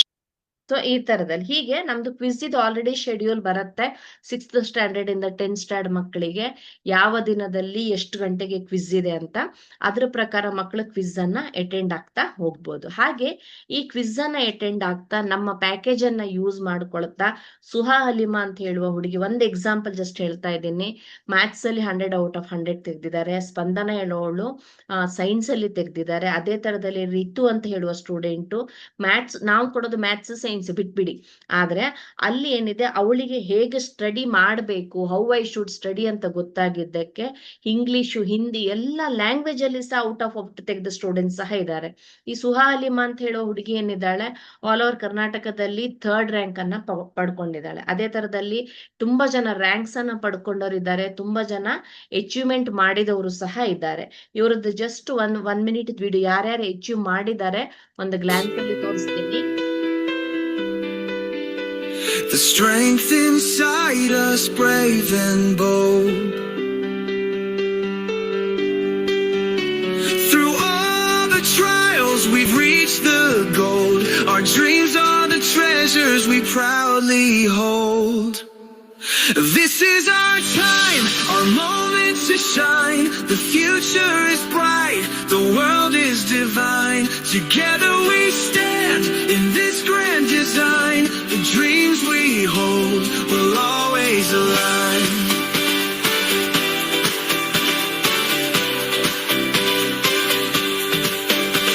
The lessons we've learned, the bonds we've made. ಹೀಗೆ ನೀವು ನೋಡಿರ್ಬೋದು, ಬರೀ ಕರ್ನಾಟಕ ಮಾತ್ರ ಅಲ್ಲ, ಆಲ್ ಓವರ್ ಇಂಡಿಯಾದಲ್ಲಿ ತುಂಬಾ ಜನ ಅವರ ಎಜುಕೇಶನ್ ಅಲ್ಲಿ ಇಂಪ್ರೂವ್ಮೆಂಟ್ ಅನ್ನ ತಗೊಂಡಿದ್ದಾರೆ. ಹಾಗಾದ್ರೆ ಈ ಪ್ಯಾಕೇಜಿನ ರೇಟ್ ಎಷ್ಟಿದೆ ಅಂತ ಹೇಳ್ಬೇಕಂದ್ರೆ, 8th ಸ್ಟ್ಯಾಂಡರ್ಡ್ ವರೆಗೆ ಆದ್ರೆ 7,999 ಫಾರ್ 1 ಇಯರ್, ಅದೇ 9th ಮತ್ತೆ 10th ಆದ್ರೆ 14,999 ಫಾರ್ 1 ಇಯರ್. ಸೊ ಮಕ್ಕಳು ಏನು ಗೋಲ್ ಅನ್ನ ಕಂಡಿರ್ತಾರೆ, ಏನು ಡ್ರೀಮ್ ಅನ್ನ ಕಂಡಿರ್ತಾರೆ, ಅದನ್ನ ಅವರು ಸಕ್ಸಸ್ಫುಲ್ ಮಾಡ್ಬೇಕು ಅಂದ್ರೆ ನಾವೇನಿದೆ ಈಗ 14,000 ಪ್ಯಾಕೇಜ್ ಹಿಡಿದ್ರು ದಿನಕ್ಕೆ ಒಂದು 20 ರೂಪಾಯಲ್ಲಿ ಅವರ ಕನಸನ್ನ ನನಸಾಗ್ಲಿಕ್ಕೆ ನಾವು ಹೆಲ್ಪ್ ಮಾಡ್ಬೋದು. ಇಲ್ಲಿ ಮ್ಯಾಥ್ಸ್ ಮತ್ತೆ ಸೈನ್ಸ್ ಫಿಜಿಟಲ್ ಕೋರ್ಸಸ್ ಜೊತೆಗೆ ವೇದಿಕ್ ಮ್ಯಾಥ್ಸ್ ಹೇಳುವ ಫ್ರೀ ಡಿಜಿಟಲ್ ಕೋರ್ಸಸ್ ಅನ್ನು ಕೊಡ್ತೀವಿ. ಅದೇ 9th ಮತ್ತೆ 10th ಮಕ್ಕಳಿಗೆ ಬಂದು ನೋಡ್ JS, ಪೈಥಾನು, ಜಾವಾ, IoT ಈ ತರ ಕಂಪ್ಯೂಟರ್ ಕೋರ್ಸ್ಗಳನ್ನು ಸಹ ಕೊಡ್ತೀವಿ. ಯಾಕಂದ್ರೆ ಅವ್ರು ನಾಳೆ PUC ಗೆ ಹೋದಾಗ ಇದೆಲ್ಲ ಅವರಿಗೆ ಬೇಕಾಗತ್ತೆ, ಅನುಕೂಲ ಆಗತ್ತೆ. ICISI CBSE ಅಲ್ಲಿ ಓದಿದವರು ಆಲ್ರೆಡಿ ಈ ಸಬ್ಜೆಕ್ಟ್ ಅನ್ನ ಕಲ್ತ್ಕೊಂಡಿರ್ತಾರೆ. ಆದ್ರೆ ಏನು ಸ್ಟೇಟ್ ಇಂದ ಹೋದವ್ರು ಇರ್ತಾರೆ, ಅವರಿಗೆ ಅವರ ಜೊತೆಗೆ ಕೋಪ್ ಅಪ್ ಮಾಡ್ಕೊಳ್ಳಿಕ್ಕೆ ಹೆಲ್ಪ್ ಆಗತ್ತೆ ಅಂತ ಈ ಕೋರ್ಸ್ಗಳನ್ನ ನಾವು ಕೊಡ್ತಾ ಇದ್ದೀವಿ. ಹಾಗಾಗಿ ಪ್ರತಿಯೊಂದು ಸ್ಟೂಡೆಂಟ್ ಅಥವಾ ಪೇರೆಂಟ್ ಹೇಳ್ತೇವೆ, ನಾವು ಹ್ಯಾವ್ ಟು ಡಿಸೈಡ್ ಏನು ಯಾವ ತರದ ಎಜುಕೇಶನ್ ಅನ್ನ ನಮ್ಮ ಮಕ್ಕಳಿಗೆ ಕೊಡಬೇಕು, ಸ್ಮಾರ್ಟ್ ಎಜುಕೇಶನ್ ಅನ್ನ ಹೇಗೆ ಕೊಡಬೇಕು, ವರ್ಕ್ ಫ್ರೀ ಎಜುಕೇಶನ್ ಅನ್ನ ಹೇಗೆ ಕೊಡಬೇಕು, ನಮಗೆ ನಮ್ಮ ಮಕ್ಕಳ ಜೊತೆಗೆ ಈ ತರದಲ್ಲಿ ಯಾವಾಗ್ಲೂ ಸಿಡಿ ಮಾಡ್ತಾ ಇರ್ಲಿಕ್ಕೆ ಬೇಕಾ, ಹ್ಯಾಪಿಯಾಗಿ ನಮ್ಗೆ ಇರ್ಲಿಕ್ಕೆ ಬೇಕಾ, ನಮ್ಮ ಮಕ್ಕಳು ಯಾವಾಗ್ಲೂ ನನಗೆ ಏನು ಸಬ್ಜೆಕ್ಟ್ ಅರ್ಥ ಆಗ್ತಾ ಇಲ್ಲ, ನನ್ನ ಗ್ರಾಸ್ಪಿಂಗ್ ಪವರ್ ಕಡಿಮೆ ಇದೆ ಅಂತ ಡಲ್ ಆಗಿದ್ದು ಅವ್ರ ಕ್ಲಾಸ್ಮೇಟ್ಸ್ ಎಲ್ಲ ಅವ್ರು ನೆಗೆಯಾಡ್ತಾ ಇರೋದ್ ಬೇಕಾ, ಅಥವಾ ಪ್ರಶಾಂತವಾಗಿ ಸ್ಮಾರ್ಟ್ ಆಗಿ ಐ ನೋ ಟು ಸ್ಟಡಿ ಹೇಳುವಾಗೆ ಬೇಕಾ? ನಮ್ಮ ಮಕ್ಳು 24 ತಾಸು ಸ್ಟಡಿ ಅಂತ ಅದರಲ್ಲೇ ಮುಳುಗಿರೋದ್ ಬೇಕಾ, ಅಥವಾ ಸ್ಮಾರ್ಟ್ ಆಗಿ ಸ್ಟಡಿ ಮಾಡ್ತಾ ಅವ್ರ ಚೈಲ್ಡ್ಹುಡ್ ಅನ್ನ ಎಂಜಾಯ್ ಮಾಡ್ಕೊಳ್ತಾ ಇರೋದು ಬೇಕಾ? ಅಥವಾ ಎಕ್ಸಾಮ್ ಬಂದಾಗ ಫುಲ್ ಟೆನ್ಷನ್ ಹಾಕೊಂಡು ಫುಲ್ ಕನ್ಫ್ಯೂಷನ್ ಹಾಕೊಂಡು ಫುಲ್ ಟೆನ್ಷನ್ ಸ್ಟ್ರೆಸ್ ಅಲ್ಲಿ ಇರುವ ಹಾಗೆ ನಮ್ಮ ಮಕ್ಕಳು ಎಕ್ಸಾಮಿಗೆ ಪ್ರಿಪೇರ್ ಆಗ್ಬೇಕಾ, ಅಥವಾ ಹ್ಯಾಪಿಯಾಗಿ ಇಷ್ಟಪಡ್ತಾ ಓದ್ಕೊಂಡು ನಮ್ಮ ಮಕ್ಕಳು ನಮಗೆ ಎಕ್ಸಾಮ್ ಪ್ರಿಪೇರ್ ಆಗ್ಲಿಕ್ಕೆ ಬೇಕಾ? ಅಂದ್ರೆ ನಾವೇನ್ ಹೇಳ್ತೀವಿ ಅಂದ್ರೆ, ನಾವಿಲ್ಲಿ ಅಂದ್ರೆ ಐ ವಿಶ್ ಅಲ್ಲ, ಐ ವಿಲ್ ಅಂದ್ರೆ ನಾನು ಇದನ್ನ ಅಚೀವ್ ಮಾಡೇ ಮಾಡ್ತೀನಿ, I am ready to do this ಅಂತ ಹೇಳುವುದನ್ನ, ಆ ತರದ ಮೆಂಟಾಲಿಟಿಯನ್ನ ಮಕ್ಕಳಿಗೆ ಸ್ಮಾರ್ಟ್ ಆಗಿ ಕೊಟ್ಟು ಅವರನ್ನ ಓವರ್ ಬರ್ಡನ್ ಮಾಡದೆ ಸ್ಟಡಿ ಮಾಡ್ಲಿಕ್ಕೆ ಇಲ್ಲಿ ಏನಾಗತ್ತೆ, ಹೆಲ್ಪ್ ಆಗತ್ತೆ. ಹಾಗಾಗಿ ನಾವಿಲ್ಲಿ ಏನ್ ಹೇಳ್ತೀವಿ ಅಂದ್ರೆ, edutech is a best gateway for success ಅಂತ ಹೇಳ್ತೀವಿ. ನೀವು ಯಾಕೆ ಅಂತ ಕೇಳ್ಬೋದು. ಈಗ ಫಾರ್ ಎಕ್ಸಾಂಪಲ್, ನಾವೆಲ್ಲರೂ ಫ್ರೀ ಆಗಿ ಇದ್ದೀವಿ ಅಂದ್ರೆ ಎಲ್ಲರೂ ಟೈಮ್ ಪಾಸಿಗೆ ಮಾಡೋದು ಅಂತಾಕ್ಷರಿ ಅಲ್ವಾ? ನಾವ್ ಯಾವಾಗ್ಲೂ ನೋಡಿದ ಮೂವಿ ಸಾಂಗ್ಸ್ ಎಲ್ಲ ಅಂತಾಕ್ಷರಿ ಬಂದಾಗ ಹೇಳ್ತೀವಿ. ಅದೇ ನಾವು ಓದಿದ ಸ್ಕೂಲ್ ಬುಕ್ಕಿನ ಕಂಟೆಂಟ್ ಕೇಳಿದ್ರೆ ನಮ್ಗೆ ನೆನಪಿರಲ್ಲ. ಯಾಕೆ? ನಾವ್ ಯಾವ್ದು ಆಡಿಯೋ ವಿಜುವಲ್ ಆಗಿ ನೋಡಿರ್ತೀವಿ, ಡಿಫಾಲ್ಟ್ ಆಗಿ ನಮಗೆ ಗೊತ್ತಿಲ್ಲದೆ ಅದು ನಮ್ಮ ಬ್ರೈನಿನ ಪರ್ಮನೆಂಟ್ ಮೆಮೊರಿಯಲ್ಲಿ ಸೇವ್ ಆಗತ್ತೆ. ನಾವ್ ಯಾವ್ದು ಜಸ್ಟ್ ಬುಕ್ ರೀಡಿಂಗ್ ಮಾಡ್ತೀವಿ ಅದು ಟೆಂಪ್ರರಿ ಮೆಮೊರಿಯಲ್ಲಿ ಸೇವ್ ಆಗತ್ತೆ. ಹಾಗಾಗಿ ನಮ್ಮ ಮಕ್ಕಳು ಮನೆಗೆ ಬಂದು ಜಸ್ಟ್ ನೋಟ್ಬುಕ್ ಓದಿ, ಟೆಕ್ಸ್ಟ್ ಬುಕ್ ಓದಿ, ಕ್ವಶನ್ ಬೈ ಹ್ಯಾಟ್ ಮಾಡಿ ಏನ್ ಸಬ್ಜೆಕ್ಟ್ ಅನ್ನ ಕಲಿತಾರೆ ಅದು ಅವರ ಟೆಂಪ್ರರಿ ಮೆಮೊರಿಯಲ್ಲಿ ಉಳಿಯತ್ತೆ. ಈ AI ಯುಗದಲ್ಲಿ ಫ್ಯೂಚರ್ ಅಲ್ಲಿ ಅವರಿಗೆ ಜಾಬಿಗೆ ಕೋಪ್ ಅಪ್ ಮಾಡ್ಕೊಳ್ಳಿಕ್ಕೆ ಕಷ್ಟ ಆಗತ್ತೆ. ಆದ್ರೆ ಯಾವಾಗ ಅವರು ಈ ತರ ಆಡಿಯೋ ವಿಜುವಲ್ ಆಗಿ ಕಲಿತಾರೆ ಅದು ಅವರ ಪರ್ಮನೆಂಟ್ ಮೆಮೊರಿಯಲ್ಲಿ ಉಳಿಯತ್ತೆ. ಸೊ ಫ್ಯೂಚರ್ ಅಲ್ಲಿ ಯಾವಾಗ ಬೇಕಾದ್ರೂ ಅವರು ಅದನ್ನ ಅಪ್ಲೈ ಮಾಡ್ಕೊಂಡು ಗ್ರೋ ಆಗಕ್ಕೆ ಹೆಲ್ಪ್ ಆಗತ್ತೆ. ಸೊ ಈ ತರದಲ್ಲಿ ನಾವು ಈ ಎಜುಕೇಶನ್ ಪ್ಯಾಕೇಜ್ ಅನ್ನು ಕೊಡ್ತಾ ಇದ್ದೀವಿ. ಸೊ ಅಟೆಂಟಿವ್ ಆಗಿ ಇಷ್ಟು ಹೊತ್ತು ನೀವು ಕೇಳಿದ್ದಕ್ಕೆ ನಿಮ್ಗೆಲ್ಲರಿಗೂ ಥ್ಯಾಂಕ್ ಯು ಅಂತ ಹೇಳಕ್ ಇಷ್ಟಪಡ್ತೀನಿ. ಸೊ ನಿಮ್ಗೆ ಯಾರಿಗಾರು ಇದ್ರ ಬಗ್ಗೆ ಏನಾದ್ರು ಡೌಟ್ ಇದೆ ಅಂದ್ರೆ ಅನ್ಮ್ಯೂಟ್ ಮಾಡಿ ರೈಸ್ ಮಾಡ್ಬೋದು.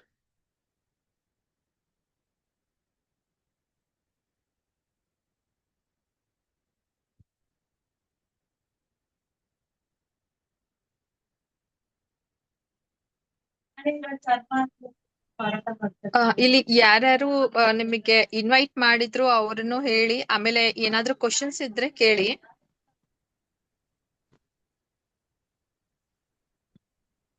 ತರಜಾ ಫರ್ನಾಂಡಿಸ್ ಮಾತಾಡ್ಬೋದಾ ಅನ್ಮ್ಯೂಟ್ ಮಾಡ್ಕೊಂಡು? So she is also consultant along with us, ma'am. Okay, Sindhu ma'am. Mana Sevaka, Sindhu is already customer, like he is already using Okay, our package. ಹಾ. Mana Sevaka, I don't know, I think I am seeing a new name. ಮನಸೇವಕ unmute ಮಾಡ್ಕೊಳ್ಬೋದ್ರಾ?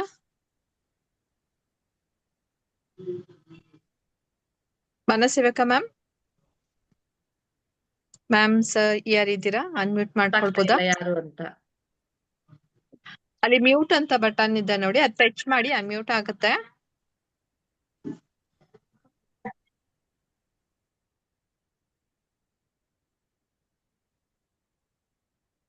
Okay. So ಉಳಿದವರೆಲ್ಲ ಏನಿದ್ದಾರೆ ನಮ್ಮ ಜೊತೆಗೆ already associate ಆಗಿ work ಮಾಡ್ತಾ ಇದ್ದವರೇ ಇದ್ದಾರೆ. ಅವ್ರು ಏನಾದ್ರು ಈ ಎಡ್ಯುಟೆಕ್ ಶಿಕ್ಷಣ ವ್ಯವಸ್ಥೆ ಬಗ್ಗೆ ಏನಾದ್ರು ಒಪಿನಿಯನ್ ಶೇರ್ ಮಾಡ್ಕೊಳ್ಬೇಕು ಅಂದ್ರೆ ಮಾಡ್ಕೊಳ್ಬಹುದು. ರಶ್ಮಿ ಶೆಟ್ಟಿ ಮೇಡಮ್ ಇರ್ಬೋದು, ಪವಿತ್ರ ಮೇಡಮ್ ಇರ್ಬೋದು, ಅಥವಾ ನಮ್ಮ ಪ್ಯಾಕೇಜ್ ಅನ್ನ ಏನು ಯೂಸ್ ಮಾಡ್ತಾ ಇದ್ದಾರೆ ಸಿಂಧು ಅವ್ರ ಮಕ್ಳು ಇರ್ಬೋದು. Just you can unmute and share your experience. ನಿಮ್ಗೆ ಎಡ್ಯುಟೆಕ್ ಪ್ಲಾಟ್ಫಾರ್ಮಿಗೆ ಬಂದ ಮೇಲೆ ಏನ್ ಅನ್ಸ್ತಾ ಇದೆ?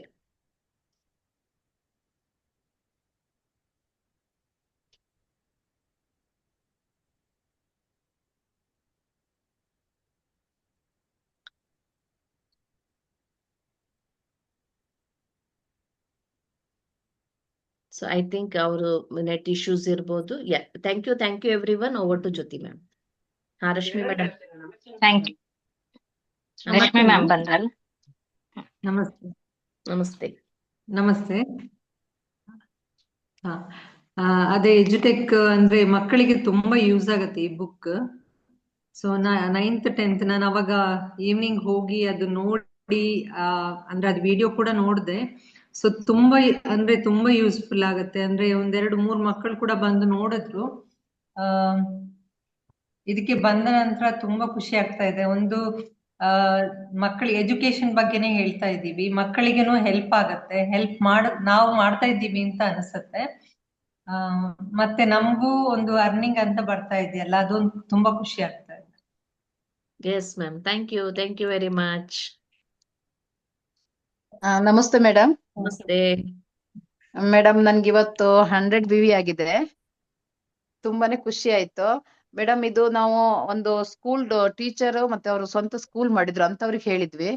ಅವ್ರು ಇವತ್ತು ಮತ್ತೆ ಫೋನ್ ಮಾಡ್ಬಿಟ್ಟು ಇದು ತುಂಬಾನೇ ಚೆನ್ನಾಗಿದೆ ಪ್ರಾಡಕ್ಟ್, ನಮ್ಮ ಮಕ್ಳಿಗೂ ಆಗುತ್ತೆ ಮತ್ತೆ ನಮ್ ಸ್ಕೂಲಿಗೂ ಆಗುತ್ತೆ ಅಂತ ಹೇಳಿ ತಗೊಂಡಿದ್ದಾರೆ ಮೇಡಮ್. ಮತ್ತೆ ನಮ್ದು ಈ ಕಡೆ ನಮ್ಮೂರಲ್ಲೆಲ್ಲ ಕೊಟ್ಟಿದ್ದು ಮತ್ತೆ ನನ್ ಮಗನಿಗೆ ಯೂಸ್ ಮಾಡ್ಕೊಂಡಿದೀನಿ. ನನ್ ಮಗನಿಗೂ ಸಹ ತುಂಬಾನೇ ಯೂಸ್ ಆಗ್ತಾ ಉಂಟು ಮೇಡಮ್. ತುಂಬಾನೇ ಖುಷಿ ಆಗ್ತದೆ ಈ product. Yes ma'am, thank you very much. Thank you madam. Yes ma'am. Over to Jyothi ma'am. Okay ma'am, thank you so much ma'am. Edutech ಅಂದ್ರೆ ಏನು, ಈ ಫಿಸಿಕಲ್ ಎಜುಕೇಶನ್ ಹೇಗಿರುತ್ತೆ, ಆದ್ರಿಂದ ಏನು ಮಕ್ಕಳಿಗೆ ಉಪಯೋಗ ಇದೆ, ಮಕ್ಕಳಿಗೆ ನಾವು ಈ ಎಜುಕೇಶನ್ ಅನ್ನ ಕೊಡ್ತಾ ನಾವು ಹೇಗೆ ಅರ್ನ್ ಮಾಡ್ಕೋಬಹುದು ಅಂತ ನಮ್ಗೆ ಸ್ಮಿತಾ ಮ್ಯಾಮ್ ತುಂಬಾ ಸಂಕ್ಷಿಪ್ತವಾಗಿ ವಿವರಣೆ ನೀಡಿದ್ದಾರೆ. ಅವರಿಗೆ ಹೃದಯಪೂರ್ವಕ ಅಭಿನಂದನೆಗಳನ್ನ ಹೇಳ್ತೀನಿ. ಹಾಗೆ ಇನ್ನು ಮಕ್ಕಳು ಏನು ಅವರು ಒಂದು ಕಾನ್ಸೆಪ್ಟ್ ಬೇಸ್ ಹೇಗೆ ಓದ್ಬೇಕು ಅನ್ನೋದನ್ನು ಸಹ ಹೇಳಿದ್ದಾರೆ. ಹಾಗೆ ಈಗ ಪೇರೆಂಟ್ ನಾವು ಎಜುಕೇಟೆಡ್ ಇರೋರು ಇರ್ತಾರೆ, ಇಲ್ಲದವರು ಇರ್ತಾರೆ. ಹಾಗೆ ಅವ್ರು ಹೇಗೆ ಮಕ್ಕಳನ್ನ ಒಂದು ಹೇಳ್ತಾರೆ, ಕೆಲವ್ರು ಹೇಳ್ತಾರಲ್ವಾ ಮೊಬೈಲ್ ಕೊಡ್ಬಾರ್ದು ಹಾಗೆ ಹೇಗೆ ಅಂತ. ಬಟ್ ಈ ಮೊಬೈಲ್ ಕೊಟ್ರುನು ಎಷ್ಟೊಂದು ಬೆನಿಫಿಟ್ ಇದೆ ಅನ್ನೋದನ್ನ ಸಂಕ್ಷಿಪ್ತವಾಗಿ ಹೇಳಿದ್ದೀರಾ ma'am. Thank you so much ma'am. ನಮ್ಮ ಒಟ್ಟಿಗೆ ಇಷ್ಟು ಹೊತ್ತು ಟೈಮ್ ಕೊಟ್ಟು ನಮ್ಗೆಲ್ಲರಿಗೂ ಇಷ್ಟು ಚೆನ್ನಾಗಿ ಎಕ್ಸ್ಪ್ಲೈನ್ ಕೊಡ್ತಿದ್ದಕ್ಕೆ thank you so much ma'am.